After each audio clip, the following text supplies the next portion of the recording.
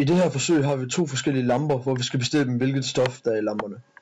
Der har vi så stillet et forsøg op som vist på billedet. Der har vi så en lampe, der lyser ind på gitteret, som har nogle linjer, hvor lyset bliver spaltet igennem, og så bliver der så dannet konstruktivt interferens, hvor bølgetop rammer bølgetop. Og det gør så, at vi kan se nogle ordener som første, anden og tredje orden. Så skal vi så beregne ordens bølgelængde for at bestemme stoffet. Først skal vi beregne ordens vinkel, og det gør vi ved at bruge tangent, som er den hosliggende katete divideret med den modstående katete.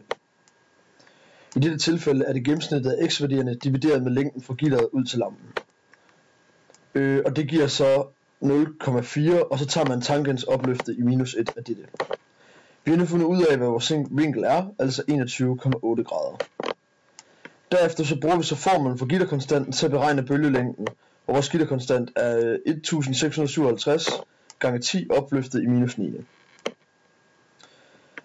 Så for at finde bølgelængden siger vi gitterkonstanten gange med sinus til vores vinkel, og det giver så 619 nanometer.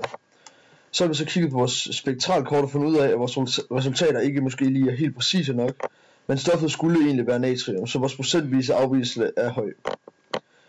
Ved lampe 2 var der så blå, gul, grøn og lilla i hver orden, og så har vi også regnet bølgelængden ud for hver farve på præcis samme måde som lampe 1 og fundet ud af at bruge spektralkortet, og der har vi så fundet ud af, at stoffet er kviksølv.